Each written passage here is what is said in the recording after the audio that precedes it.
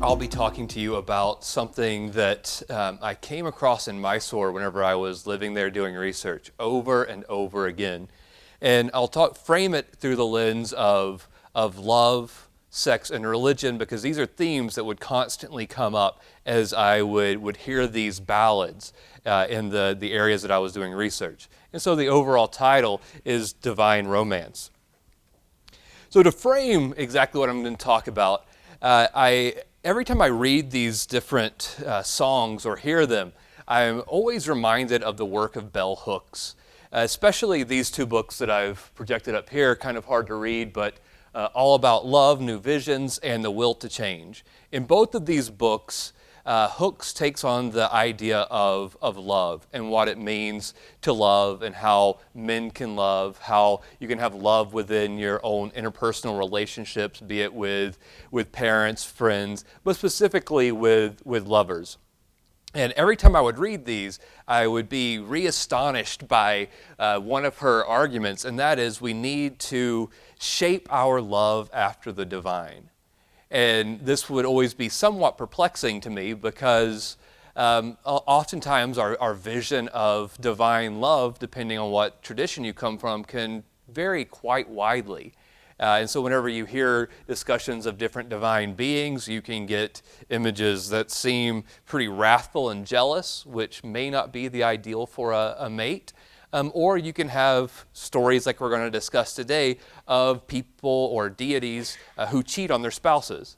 And so as I was reflecting on her work, I started to think about why she says this, what the role of religion is within our lives and meaning making with our own interpersonal relationships. And going back to the beginning of religious studies, whether it's philosophy of religion or history of religions, there's an emphasis on how did the gods come about? And so there's a lot of different theories, but one thing that seems to occur in a lot of early theories of religion and the emergence of gods is that they're somehow ideal versions of ourselves. And so this is sort of what we'll be looking through, and we'll look at these ballads and think, is this ideal? Is this divine love that I want to emulate or that I want to have emulated to me? And we'll see.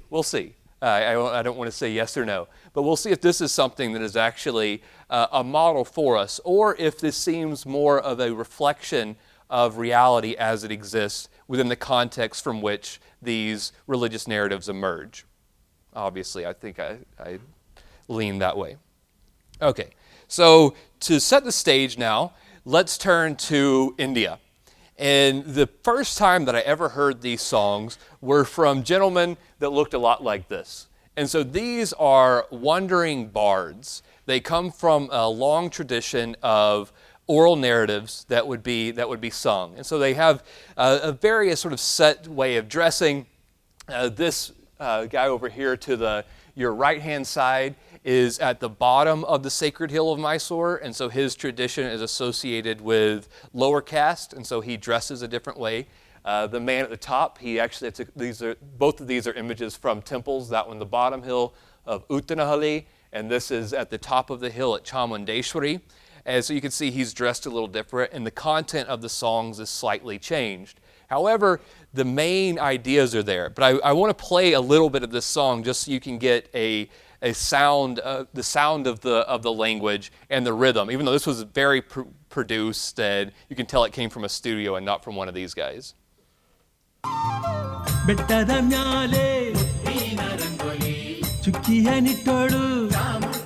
So it's pretty rhythmic. It's a Dravidian language, so you get a lot of rolling of the tongue. All right. So now the players in these ballads. The first person who is the deity that I do my research on is Cāmuṇḍēțvari. Her name literally means the lordess, the goddess Cāmuṇḍa. And Cāmuṇḍa, if you know much about Hindu goddesses, is one of the most fierce in mythology. When something really ugly and dirty needs to be done, she's the goddess that emanates forth and drinks the blood of the enemies or decapitates the enemies and walks around carrying their heads. So she's extremely fierce, emaciated, lives in cremation grounds. Cāmuṇḍēțvara in Mysore, however, doesn't quite look as scary. She kind of looks like a baby. So you see her right up here in this image. And so she's in a procession going around the temple, which you see here. That's her temple in the background. But there's still an element of her terrible, terrifying self, and she has little baby fangs. And so even though she looks kind of cute now, you know that that terrible, fierce form is right underneath the surface, ready to pounce. The other person in this divine romance is Nañjuṇḍēțvara, the deity Shiva. And so within this specific manifestation, which is not very far from Mysore, he's known by Nañjuṇḍa, or the one who has drank the poison. So it's another reference to a myth about Shiva in which he drinks this poison that comes up that's going to poison everyone who tries to drink the nectar of immortality. So he takes it upon himself and tries to sacrifice, and his wife chokes him, holding the poison in his throat. So that way he's able to consume it but not be consumed by it, and his throat turns blue. And so this, as Nañjuṇḍa, he's known as the poison drinker, the one who has consumed poison. So here we have a huge image of Nañjuṇḍēțvara outside the temple. There is the gopura, or the gateway that leads to his actual temple. And in this specific manifestation, it's throughout the whole region that speaks Kannada, which is now the state of Karnataka. He's known as a healer. That's his main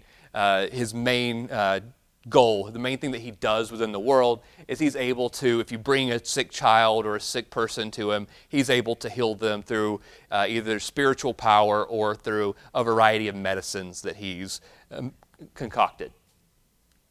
Okay, so here we sort of, to orient us within space a little more, you see a map of the south of India. You have the different states divided. And if you look really closely up there, you see Cāmuṇḍēțvari Devi. That's where her temple is. And then here is a zoom in. You can see it takes you 4 hours and 55 minutes to walk between the two, from Cāmuṇḍēțvari up north in Mysore, and down south, Nañjuṇḍēțvara lives in Nañjuṇḍēțvara. So not very far away. This says 22.7 kilometers. There's a different route you can take down the back of the hill. It's about 19. And so cut off a little bit of time there. So in these songs that are sung by this bards from this bardic tradition, they tell about primarily the sacred history of Mysore.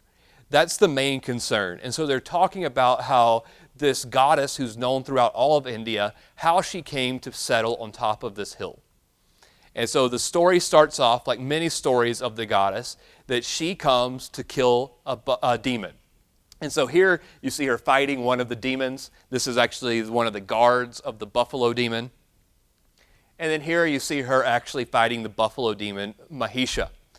Another interesting thing takes place within these ballads, because they're also translations. These original stories are coming from the Sanskrit tradition, and now they're being retold in Kannada. Sanskrit is an Indo-European language. Kannada is a Dravidian language. So a lot of times there's not direct corollaries that can be used. And so you find some issues. Mahisha, for instance, his name is Mahishasura, the buffalo demon. Mahisha means buffalo. It means nothing in Kannada. And so even his name loses meaning. And so there becomes a re-envisioning of the mythology. And this takes place along with Cāmuṇḍa losing all those terrible aspects. So here, instead of looking sort of old, haggard, with blood dripping all over her, she looks regal. And so, as the story goes, she fights these different demons, but Mahishasura, his name changes to Isasura. Still has no meaning, but it flows with the rhythm a little bit better. And so he gets this new name, but she now is trying to defeat him, and it turns out he has a special power that's normally not attributed to him.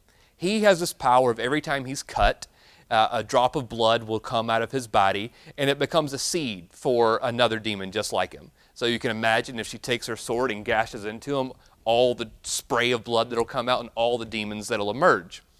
This was another demon within Hindu mythology, but those two are collapsed into one, and Cāmuṇḍa now takes on this special role, but she's not drinking the blood anymore. She's the one doing the slashing.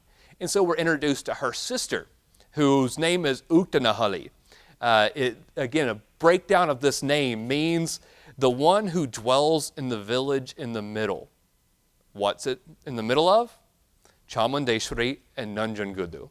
So her temple is right in the middle of these at the bottom of the hill.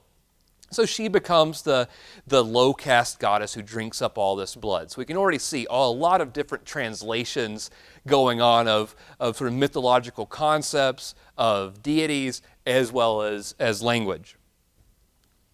So after she kills these demons, it's pretty gruesome. She's hacking away, blood goes everywhere, and you can't walk around with blood on you, so she goes to the Kapani River. And she goes there at the confluence of the Kapani and the Kāveri, two important rivers in the region, and she starts to bathe and wash the blood away from herself. At this moment, however, we see the romance start to unfold. Nañjuṇḍēțvara has also left his home in Nañjuṇḍēțvara, and he goes to the river to bathe himself. And here we have an image from a play that's from, the director is from the bardic tradition, so she's interpreted all of this into a play. But here we have the actual text, so this is what Kannada looks like. And so this is, the name of this song is Amma Ninu Yaru, or Woman, Who Are You? So we'll just translate it here really quickly. And I'm actually going to read through this because it's in the process of translating that we see a lot of the interesting elements in this romantic relationship emerge. So remember, I'm not going to sing it though, so I'm just going to read it. So Nañjuṇḍēțvara turned and was looking nearby. Cāmuṇḍēțvari was there combing her long hair. She looked as bright as the sun as she combed her hair. Nañjuṇḍēțvara just stared. And then this part that transitions to italics, this is where the main singer would pause and the choir would sort of repeat phrases. And so they repeat, he fixed his sights on Cāmuṇḍēțvara. Nañjuṇḍēțvara came galloping toward her and said to himself, who is this girl that I see? Who came in the middle of the night and stands here now? Oh man, if my two wives saw me now. But she is so much better looking than my housewives. I have to talk to this girl. He made up his mind and went and grabbed her hand. Madam, who are you? Sir, release my hand, she said as she plucked her hand away from Nañjuṇḍēțvara's grasp. Sir, who speaks to me so intimately? Who are you? So I have to pause here because, her reaction is somewhat understood. He just comes up and grabs her hand and says, hey lady, who are you? Sort of aggressive, but even more so within a cultural context, because this is a reference to the marriage ceremony. So there's different sorts of marriages within traditional Hindu society, but all of them, one of the central aspects is the grasping of the hands. And so when he came up to a strange woman and grabbed her by the hand, it was a way of trying to claim her as his own. And she is, not just any good-looking girl, but she is a goddess who's just killed all these demons. And so she stands up for herself and says, excuse me, who do you think you are? And another interesting aspect of goddess mythology that this sort of harkens back to is that the goddess is always, when she's approached by a demon, they also always think that she's really good-looking. And so they always approach her and say, you really ought to marry me. And her response is, I'll marry you, but you have to defeat me in battle first. And so as soon as he grasps her hand, all of a sudden in the imagination, within the Hindu context, you know what's about to come. She's about to pull her sword out and say, all right, let's do this. And so, but he intervenes at this point and says, Madam, having killed Nañjuṇḍēțvara of this city, I live in Nañjuṇḍēțvara. I am called Nañjuṇḍēțvara. O wise woman, who are you? You are very charming. And so the text then transitions away from this introduction and sort of the separation of the two with animosity. And she explains, I am from the mountains. I'm the daughter of the god Himalaya, the personification of the Himalayan mountains. And I'm not going to marry you. I'm not going to marry anyone. I am independent because I am a manifestation of Parvati. Parvati is, as everyone knows, Shiva's husband. And so she said the wrong thing now. And so Shiva, Nañjuṇḍēțvara at this point says, well, you won't believe this, but I'm actually Shiva too. And you have to marry me not just because I'm Shiva, but because And he lists this really convoluted family arrangement, which is part of the very regional marriage alliances. That's the reason why I didn't put it up here, because it's like her uncle's cousin's daughter. It's a roundabout way, but that was sort of slotted for her to marry. And so now she's sort of in a bind. But it seems to work. They both like each other, as we saw in the slide previously. I'll just go back here. They are kind of into one another. So what happens? They unite on the banks of the river. So they have sex. And everything seems wonderful. They've had this sort of impromptu marriage. Now they've consummated it. And he's like, well, I don't want to lead you on, but I have some work I need to do. There's this festival that's taking place. They're expecting me to come and be there, so I'm going to go, but I'm going to come right back as soon as it's over. And she waits, and she waits, and she waits, and he never comes. And as she becomes more and more frustrated, she starts to have dreams. So her anxieties start to manifest themselves. And she has this horrible dream about living in Mysore and watching all of the fierce goddesses from all the different regions come and ripping the town to shreds, killing all of the people. The goddesses are taking the babies, and so women who have small children are digging up anthills and trying to shove them underneath it to hide them. And so she wakes up and she's terrified. And this is, again, another sort of hearkening back to other goddess mythology, because goddesses are wont to do this, especially one group called the Matrikas. The Matrikas are known for taking children. And so she basically sees that if she is not appeased, if her romantic life does not become happy, she's going to manifest in all of these fierce, destructive goddesses. And this town, which is hers to protect, she's going to consume the entire thing. And so she decides there needs to be some other route to this. I don't necessarily need to destroy the town that I'm charged to protect. And so she starts thinking about her dream and needs someone to console her. So she cries out, "Oh God, I dreamt a terrible nightmare on this 3-quarter bed. Oh God, who should I tell about my dream? I want to tell someone about this troubling thing, but my father, mother, aunt, or uncle aren't here. Neither is my elder or younger brothers or sisters. If she looked back to the riverbank, her husband Nañjuṇḍēțvara wouldn't be there. If she looked back to the riverbank, her renowned husband, the poison-throated Nañjuṇḍēțvara, wouldn't be there."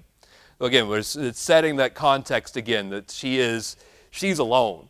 All of her family is up in the Himalaya mountains. We're down in South India. She's lonely, no one to talk to.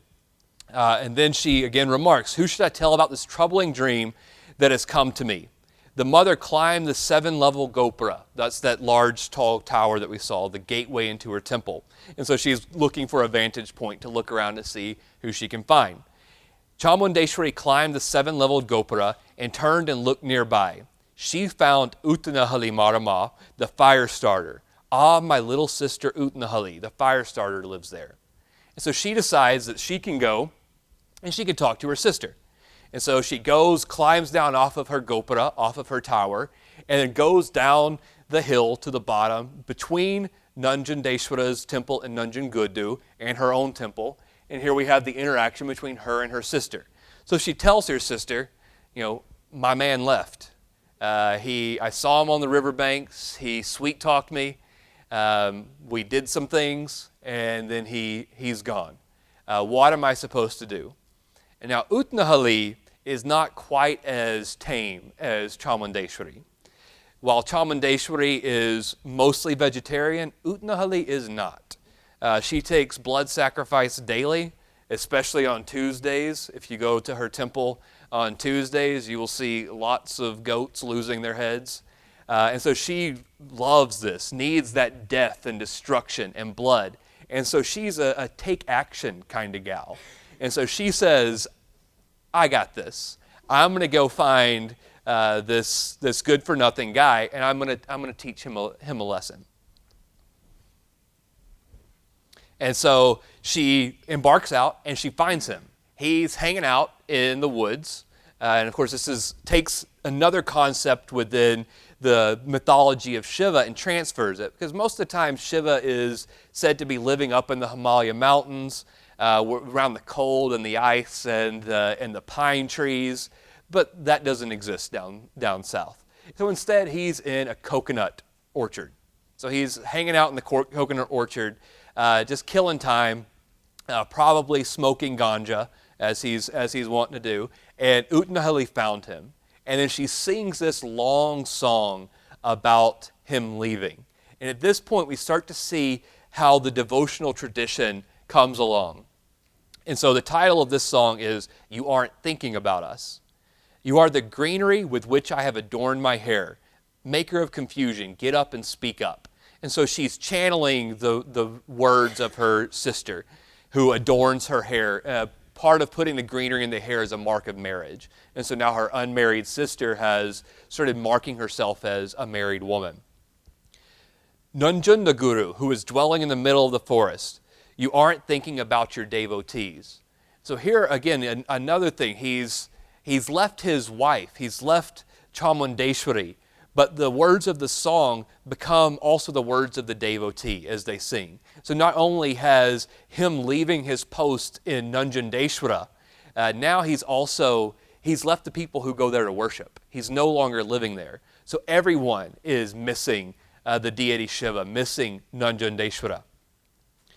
"Sir, you are the jasmine with which I, the beloved, have adorned my hair." Another reference to the marriage. "Lover, please speak up. Swami Shekhara Nañjuṇḍēțvara, you aren't thinking about your devotees." "Swami, what happened?" "While we were inside the company, sir." "O poison king, don't you want to hear? O one who has drank the poison, please come. Chandrasekhara, Nañjuṇḍēṣa, why aren't you thinking about us?" "Forget about Nañjuṇḍēțvara. Forget about the cotton mantapa. Forget about your 2 wives. Please speak about Chamundi of the hill, your beloved. Chandrasekhara, Nañjuṇḍēṣvara, you aren't thinking about your devotees." And so she's saying, you gotta quit doing all these other things. You have to quit hanging out in the forest. Don't even go back to your home in Nañjuṇḍēțvara. Forget about those 2 wives that you've been married to forever. Come back to Chamundi. Let's make things right. Let's finish what you've started. So Nañjuṇḍēțvara hears this, and at this point he remembers, oh yeah, that girl in Mysore. I need to go back and revisit her. But first he has to go home. So he goes home to collect his things, and then one of the most comical portions of the songs emerge. And this is he gets home, and his 2 wives have also been waiting. And so they put him to work immediately. They have chores that he needs to do. And the whole day as he's doing the chores, all he can think about is Chamundi. He needs to get back to her because now she's imprinted in his mind. And so nighttime comes, and he lays down between his 2 wives, and all he can think about is, how in the world can I get out of this situation? And so we get his innermost thoughts here. So he starts off, it'd be great if I could go to my whore Chamai's house. This is a really difficult word to translate, the one that I left, whore. You can see I went with 99 problems, so I almost went with hoe, because it's a slang term that's also a term of affection. And so there's a lot of different terms that are used this way. But this one specifically, I mean, technically, if you look up in like Kittle's Kannada English Dictionary, sutta is a prostitute. And so it has that same sort of connotation within a vernacular song that maybe you would find in hip hop that would be either like ho, maybe back when I was undergrad, maybe bitch, something like that. And so this term that's endearing yet somehow also degrading at the same time. But here he's using it as a term of affection. So I'll have to be a horrible person not to go. So at least he's got some guilt. But what sort of trick can I do to be able to go to Chamai's house? If I get up on the left side, remember he's sandwiched between his wives, the young Deviri, that'd be trouble. If I get up on the right side, there is little Somaji, that'd be trouble. But if I stay here, there will be trouble from my whore on the hill. There is trouble from all three wives. The night is always trouble for the day.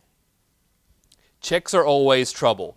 Here, this one was easier because literally it means like a baby chicken. So, chicks are always trouble, a lot of trouble. Oh God, chicks are trouble, a lot of trouble, just like death. Leaving one alive, which of the three should be killed, God? Amongst the three wives, who should die? Who should live? My wives who I married first, they ought to die immediately. And goodness and fulfillment should come to Chamai of the hill. After such a short time, I can't leave this one who made love to me and cares for me. She trusted me, and even if my breath leaves me, I can't leave my life's breath. So we see here, he's going to do something. And so the story in the songs again unfolds. He finds a log and drags it between his two wives. It puts the sheets over it, kind of like that thing that a lot of us did when we weren't trying to sneak out and put pillows underneath the covers so our parents would think that we were there. And so puts the little log in there so when his wives would roll over, they would feel him and think that he's still in bed. And then he sneaks off. And as he sneaks off, turns out Nañjuṇḍēțvara, when you're hanging out in the coconut groves, smoking weed all day, you don't have a lot of disposable income. So he decides that he needs to somehow get something because he's going to show up after 6 months from marrying this girl and to show up at her doorstep. He probably needs to have some sort of gift to give. So he goes to her brothers. First time we're hearing of her brothers, but there's some brothers there. One is Nandi, Shiva's bull vehicle, and the other is the serpent. And he specifically goes to try to find the serpent, sort of avoiding Nandi. But serpents within Kannada mythology are a special sort of being. Well, the serpent is the cobra, specifically the cobra with a diamond shape on its hood. Because of the diamond shape on its hood, it's associated with jewels and wealth. And so if you see a cobra and they go down to the ground, that's where they keep their buried treasure. And so it's always good to know where the cobras live. And so this cobra is the guarder of wealth for a temple. And so within every temple, much like our donation box, there's a donation box called a hundi, and people will put offerings in, and the snake lives inside that. So he comes and knocks at the hundi, this donation box, and the snake comes out and says, "Hey, what's up, Nañjuṇḍēțvara? You need something?" And Nañjuṇḍēțvara says, "There's a really sick girl in Mysore. I need to buy her some medicine." And so the snake says, "Well, this is not really my money. I just guard it for the temple, but as long as you'll pay it back, I'll give it to you." And so he gives all the money of the temple over to Nañjuṇḍēțvara, who goes and buys jewelry and saris, which are the Indian dress that wraps around, and takes all of this to Cāmuṇḍētāra. And immediately they reconcile their differences, but his wives catch him. They have realized that was a log and not necessarily him. And so they show up. And so the title of this song is "You Went to Her." So Nañjuṇḍēțvara went to Nañjuṇḍētāra, and his wife Devarama came. She grabbed his hand and said, "Oh no, Nañjuṇḍēțvara, you went to the house of that terrible buffalo and cat-eating demoness. And now you come back. Stop. Just stop outside."